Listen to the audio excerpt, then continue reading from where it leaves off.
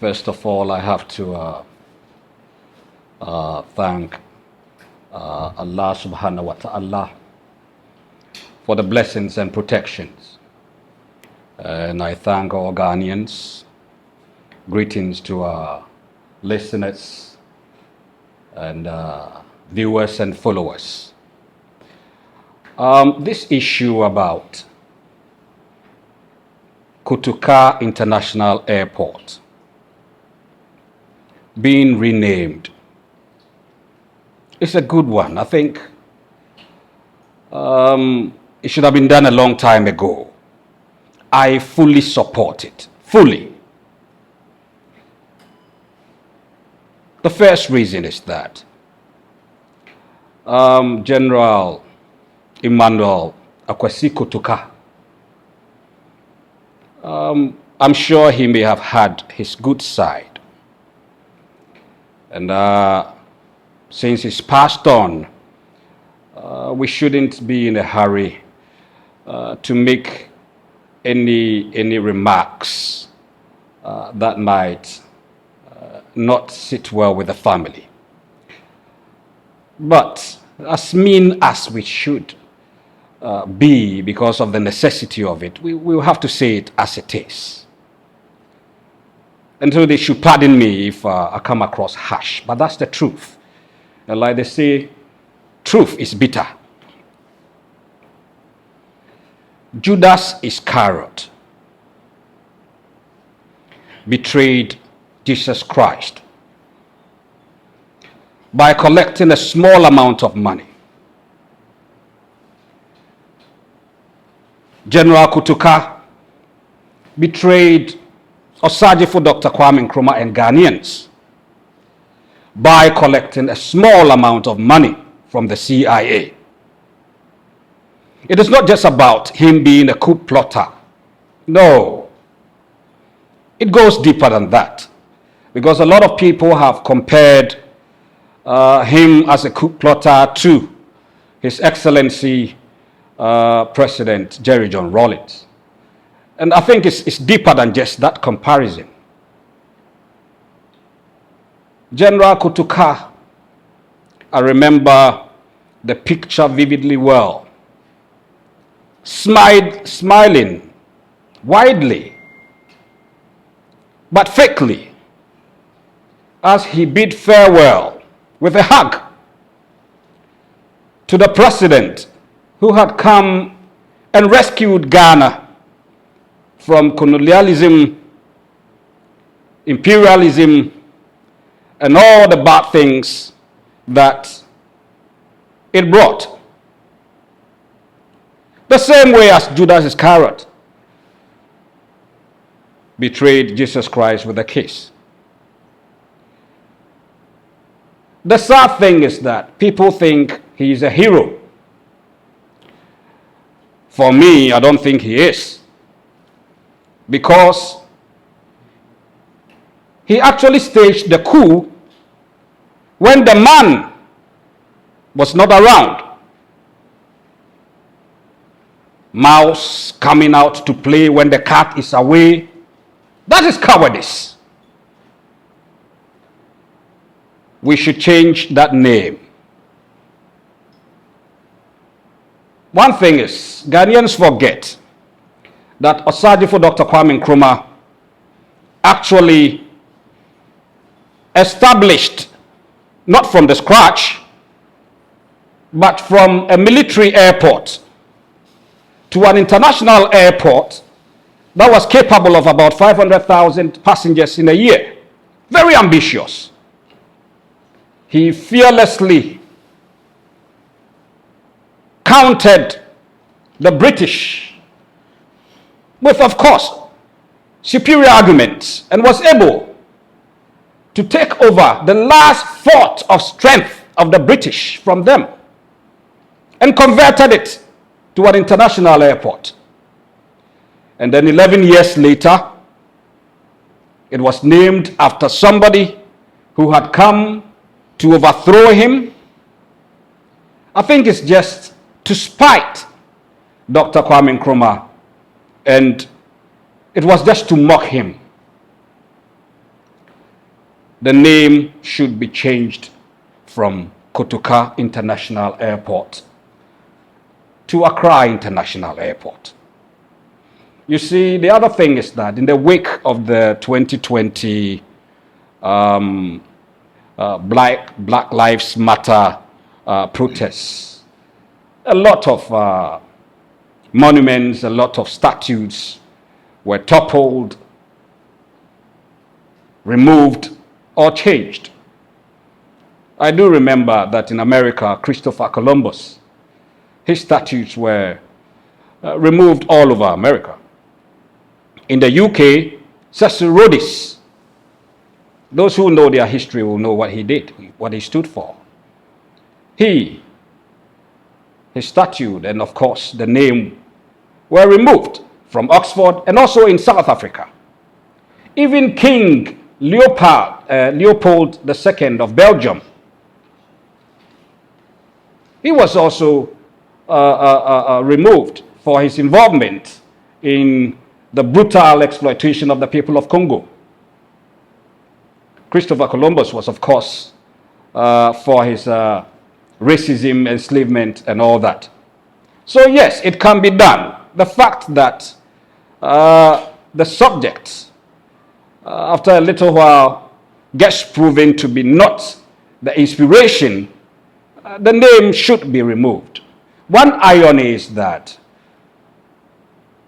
the people who called Accra International Airport Kotoka International Airport actually changed their name. I'm talking of the UP tradition. After they became quite unpopular because they were perceived to be involved in the overthrow of Kwame Nkrumah, and then when they came into power, they did next to nothing. They changed the name from UP to PP. Later on, it became PFP, and of course, now we have NPP. If they saw fit to change their name, they should have seen it fit to have changed that monument of international recognition from Kotoka to the Accra International Airport, or even to Kwame Nkrumah's name. But I think for the sake of politics and all that, let's just remove it and then leave it with Accra International Airport. And I'm sure that it will be a good thing for the family of Dr. Kwame Nkrumah and the people of Ghana and Pan-Africans, as well as for the family of Emmanuel Kotoka himself. Because trust me, it will save that name from being cursed and abused anytime people go in and out of the airport. And at least that can have some peace for him wherever he is. So yes, it must be removed. And I think it will go a long way into recognizing what that man, Dr. Kwame Nkrumah, did for Ghana.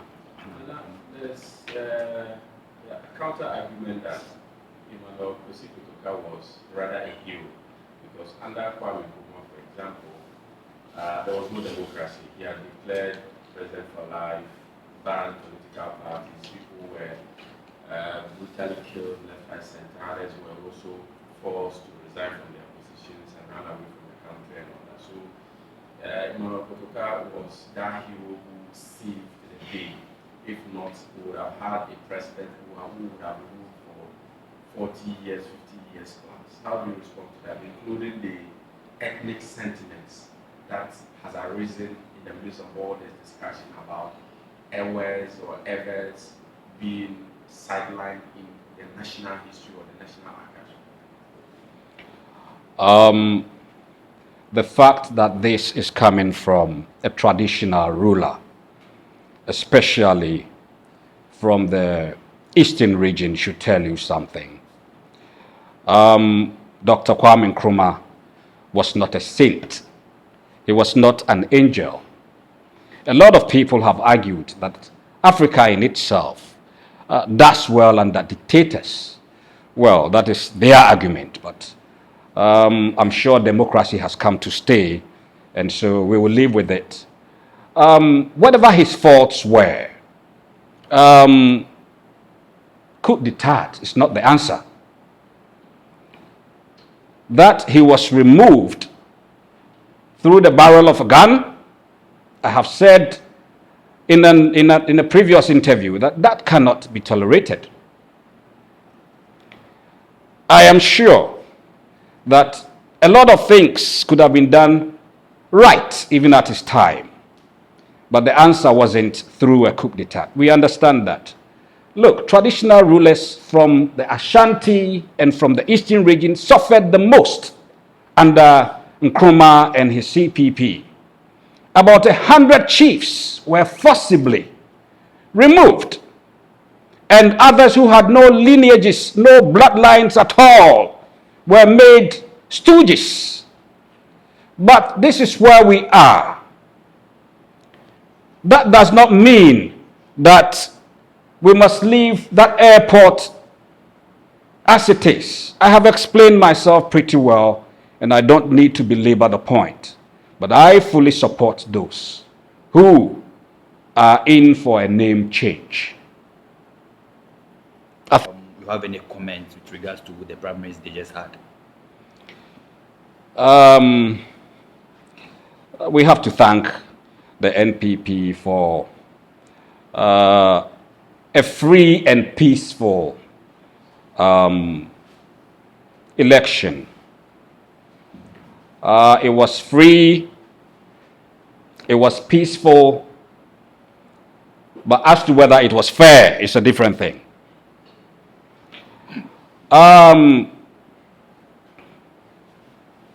They have deepened democracy. I am sure that we must also thank the IGP and Ghana Police as a whole for once again superintending over an election without violence. Not too long ago, we had about 8 people die. 2 of them were just teenagers. And I keep saying that elections, campaigns, and all that shouldn't be a reason for violence or people to die. The simplest definition of campaigns and election, if you ask me, is that somebody is looking for a job, and you, the voter, is the employer who must give them the job. Whether it's a parliamentarian, whether it's a president, they come to you with their credentials, their character, and their plans, and you are the ultimate person to make that choice. It shouldn't be with violence. Warriors here, this is gungulum gungulum gungulum gungulum gungulum gungulum gung. This is Ghana News TV. The time is 6 o'clock. Let me follow Ghana. So send this cafe amanoni aba Africa ha. Use LemFi. Say ye fear wo pese won tono. Use LemFi. E dan ya na say Japade a wani da so a pese oto Africa ha no. Use LemFi. So wo send this sika ama odofo e de aboa no Africa ha. Use LemFi. Sanso e na say uti obi school fees ama no a. Use LemFi. Yenti a make cancel LemFi ama on say utimi send this sika e fa LemFi so a e ma ni begu bank account mu. Sanso e na timi begu mobile money account mu. Enu achi nso no de bia LemFi e wo daily rate a e ma hu sika dodo a wo send a wo benya. LemFi e secured na wo send this sika enche na nipa wo send ama no ne nsaka. LemFi wo USA, Canada, UK, Italy, Germany, Ireland, Netherlands, Spain, Belgium, Portugal, and France. What the LemFi send this car? Untu ahwe. Bomadi ade use me code NEWS news. Na say any day they can register or LemFi so a unya bonus. Sanso and now use chance so a ye wo bonuses ahodo a ye de ma. So we thank them that this was one that was free and peaceful. I found the last 2 rather very interesting. I was betting with myself which of them would get the next 0 in the next polling station. It was quite exciting. It reminded me of a race in my secondary school days. There were these 2 guys, and they were quite notorious. They had the fans, and they spoke the loudest. So when it was time for the 1,600 meters, you know, you have to do about 4 laps round the park. Everybody thought they were going to pull a surprise. And to our surprise, when the first person finished, they were still somewhere in the third lap. And as tedious as it was to watch them, it became interesting because they started competing among themselves so that nobody will become last. Because they realized if you are last, you'll be teased. And it degenerated into a fight right on the tracks. This one will slap this one will try to pull this one back. And then ultimately, students had to gather on the field, and when the blow comes, this one will say, "We saw." When the blow goes, another one, "We saw." It took the PE master to separate them and bring some sanity. So it was quite an interesting reminiscence of back in the days.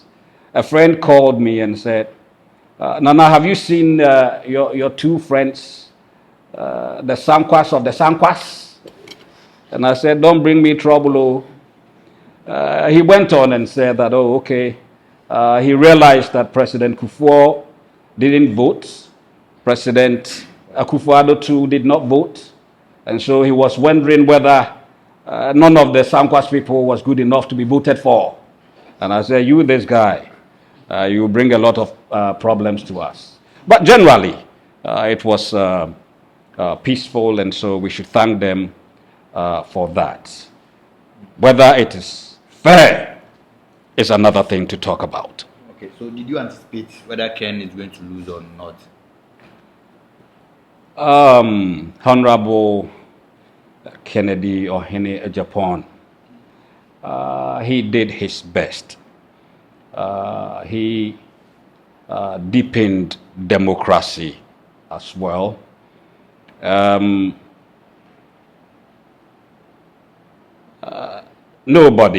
Nobody anticipated that he was going to win. However, he worked the hardest. And so towards the last 2 weeks thereabout, some of us were beginning to doubt whether, if indeed he wasn't going to pull a surprise. But alas, it wasn't to be. The mistake they made was that they sat back and allowed the establishment to twist their hands. You see, it was pretty obvious when they started with the top to bottom approach that they wanted to do something drastic. I sat back and said in my mind that, look, they were involved in a palace coup d'etat on democratic wings. They somehow wanted to play on the psychological DNA of the delegates, that's all. Because they realized that the same people who had voted for Dr. Bawumia, if they are retained, would definitely vote for him again. And they made the processes such that nobody could actually challenge it. The time given was so short. All of a sudden, they had to go and register. The amounts were fixed. The whole lot. They had to go for vetting. They had to go and pick their slots on the ballots. And all that, even before they came back and did an amendment in their constitution. It was very obvious that they had schemed, calculated, and plotted it in such a manner as to make Dr. Bawumia the winner. It was obvious he was going to win. It was just a matter of what percentage he would get. So Honorable Kennedy Agyapong must accept that. I don't think it's a failure.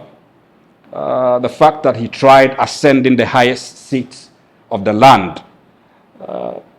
But he must begin to think a bit more about whether he should still be in politics. Because I'm going to be very brutally honest and tell him that he doesn't stand a chance. He should just retire. He should call it quits. His career has been killed. It has been killed by Dr. Bawumia. It has been killed by a certain rising Dr. Bryan Acheampong. It has been killed by those in the shadows, queuing up. And so the best for him will be to go away somewhere, enjoy, rejuvenate, and then enjoy his life. He's been in politics for a very long time, and I'm sure he will enjoy a life without politics. If he should come back, it may probably end up like engineer Kennedy Agyapong. The votes will keep diminishing until he fades into nothingness. So it's better he saves his strength. It's better he saves his money and his time. One thing I realized was that Honorable Kennedy Agyapong, in the contest of, going over 200,000 delegates within 3 months, it had a very deep effect on him. He looked frail. He looked like he was really stressed. He looked like an old man all of a sudden. And maybe it's good that he lost, because if 200,000 delegates, 3 months could make him look this bad, then 3 years,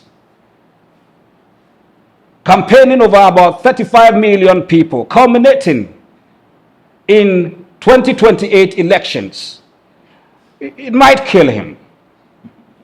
It might. I mean, he looked so bad that if it actually had continued, maybe we wouldn't have had a good news. So it's better he does a lot more introspection, goes away, enjoys his businesses and his money, and lives a life without politics. Do you think the new flag bearer can lead the reconciliation of the party and unite them for victory in 2028? Reconciliation, in theory. Unity will be in theory. In practice, let's wait and see. That is Bawumia capable of delivering victory in 2028? Is Dr. Bawumia going to win in 2028? Let me take you back. I'll go a little bit back into history. Nana Addo Dankwa Akufo-Addo, before he became president, in his university days, used to canvass for the CPP. It's on record. Then he came at the instigation of his uncle, William Oforiatta, to join the UP party. William Oforiatta was a leader. And it went on like that until somewhere before 1979, when the UP elected a certain Mr. Victor Owusu to lead the party. The Honorable William Oforiatta felt that the party had betrayed him. And so, Matemeho, he decided to form his own party, the UNC, with Nana Addo Dankwa Akufo-Addo as the General Secretary. And they entered into the elections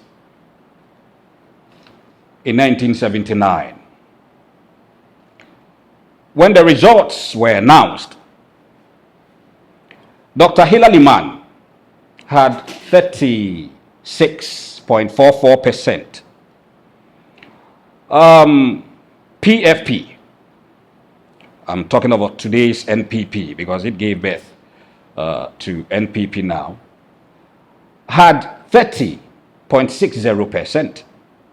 And the Matimeho people had 17.51%. Now, in Twi we say afani afa enka eno nkyerese abonten suni mefanko. So a lot of people thought that being a family, they would come together and, of course, iron out their differences, win the election, and then the next thing will be history. But guess what? They decided to join PNC. They dragged the others along, and when the results came, Dr. Hilary Mann had 62%, and then the PFP had 38%. It became a bitter and acrimonious relationship between those people.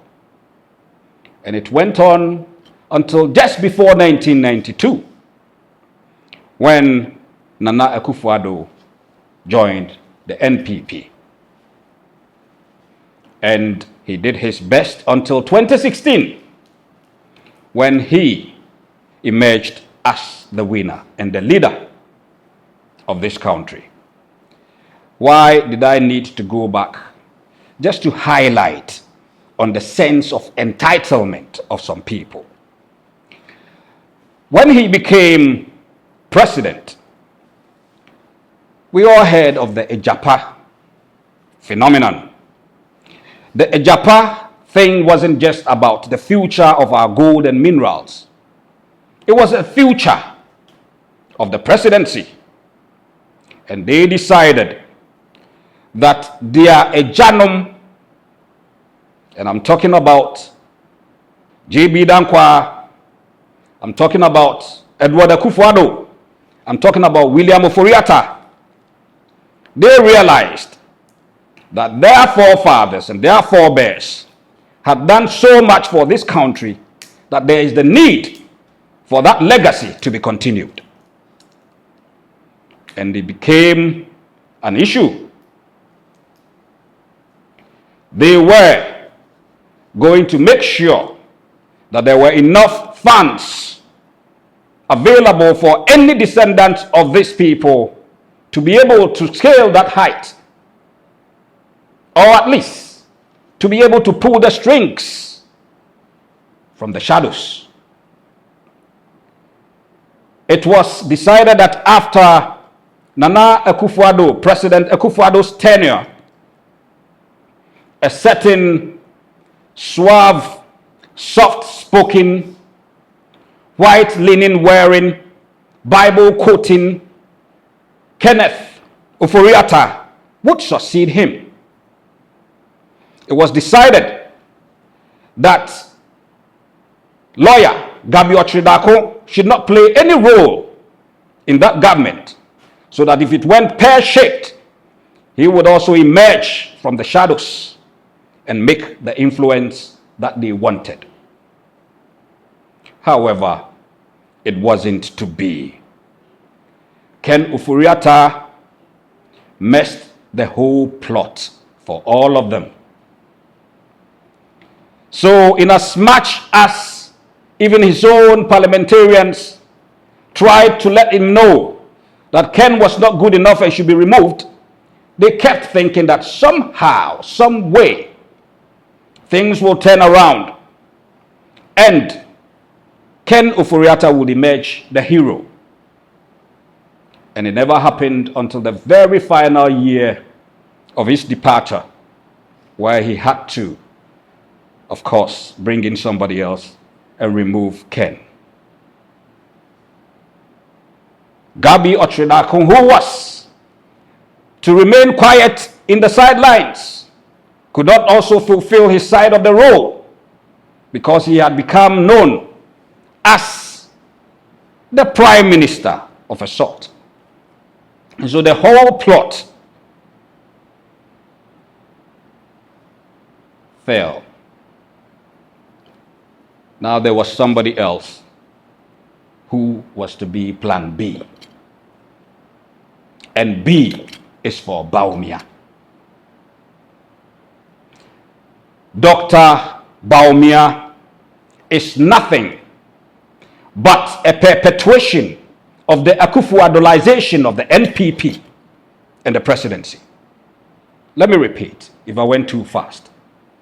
Dr. Mahmudu Bawumia is just a perpetuation of the Akufo-Addolisation of the NPP and the presidency. You asked me if he will be able to win The general election. in 2028. And I say yes. He will be able to win come 2028 if the exchange rate, which they carried from 4 cedis to the dollar to 17 cedis, is exceeded to, let's say, 25 to 30 cedis per dollar, then people will start calling for him to come back. He can win if the interest rate, which was 40% and is now 16%, goes above that 40% to, like, let's say 50 to 60%, then they will say, oh, okay, NDC is not performing well, and so let's give Dr. Bawumia the opportunity. He can win if the debt to GDP ratio, which they left at 93%, is exceeded. He can win if the impunity, the arrogance, the pomposity of the Akufo-Addo era is surpassed. Yes, he can win. He can win if the looting, the thievery, the corruption, the mismanagement is exceeded. That $97 million is thrown into a hole somewhere. That $31 billion is siphoned out of the country into accounts overseas in the guise of imports. That 1.4 billion criminal enterprise. That 11.9 million Pualugu Dam scam, in which he himself has his name mentioned. And whilst all these monies were boomeranged into the Ejapa phenomenon, so that they could have enough money sitting somewhere for the future of their descendants, Kolebu dialysis department needed just 4 million Ghana cedis. And they pretended they didn't have money. And so 19 people had to die needlessly. Such wicked people. A lot of pensioners had to lose their lives. When all this looting, all this corruption, all this is exceeded, then you can tell me that Bawumia has a chance to win, and he will win. But this NDC, with the performance we've seen so far, tells us all that it will not happen. A lot of people wonder why he came back. Has he come back just to continue the looting? Has he come back so that he can bump up the number of ministers from 58 to the 126, which they argued was the number they could run this country with? Has he come back to collapse more banks and savings and loans and make people lose more jobs? Has he come back to make the situation worse? It is akin to a patient, a daughter, who was so sick she couldn't walk, she couldn't talk, she couldn't eat. She had a doctor But the doctor couldn't do anything to save her. And so they thought that death was imminent until somebody came and pointed to a different doctor. And that different doctor had the humility, had the expertise to talk to them about their problems, prescribe the right medication, supervise, so that even the medications were taken. The doctor did all the visits to make sure that the child got well. And indeed, the child became well. She could walk again, talk again, dance, eat. The parents were happy. And then now, another person comes and says, why don't you take your child to the old doctor? If you were the parent, you would think that person is insane. You see, that daughter is Ghana. And that doctor is Dr. Bawumia. He is the bad doctor. You see, this is what's going to happen in this country. They have started with the top to bottom approach. And our logical understanding is that it means in descending order. So now that they've finished with the presidential or the flag bearer race, it would have just been all right for them to continue from the national executives and then down to the regional and then down to the constituency before the branch. But they realize that in that Akufo-Addoization of the NPP, though they have successfully achieved their first phase, which is getting Dr. Bawumia elected. And remember, Dr. Bawumia is just tied to the apron of Akufo-Addo. We all know this. We all know that the same team, the same campaign machinery, the same office that assisted Akufo-Addo to come into office in 2016 is the same team assisting Dr. Bawumia now. The same support financially. People must brace themselves because come 2028, all or most of the looted money will be pumped back into the country to try to buy people's votes. But you see, Ghanaians are rational. They are dissenting now more than ever. So it will not happen. They have completed the first phase. And the natural thing would have been to go to the national executives and do the election. But they realize that the same delegates at the regional constituency and branch would elect these same people at the helm of affairs. Already, President Akufo-Addo has shown that if he cannot control you, he will not work with you.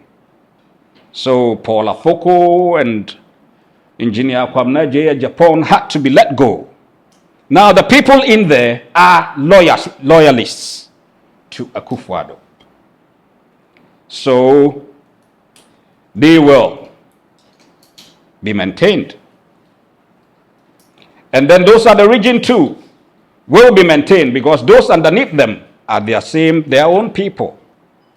And they realize if they do this descending order, the party will just implode from chaos and confusion.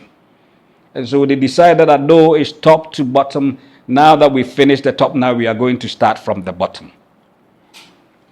They are still going to try and make sure that only people who are loyal to Nana Akufo-Addo and Bawumia are elected. And then they will come to the regions, they will come to the nationals and fill it up with loyalties of Nana Akufo-Addo and Dr. Bawumia. But those people who are true party members, those who hold the true values of the party are also organizing themselves.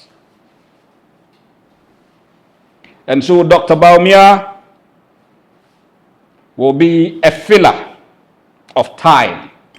He will fill in the gap until come 2028. Most NPP people will not vote for him. They are waiting for his tenure to be over, and then they will take their party back. That is what's going to happen. So, is Dr. Bawumia going to win? I believe you have the answers now. All right. So, what are your final words to what about we discussed in summary? What are your final words?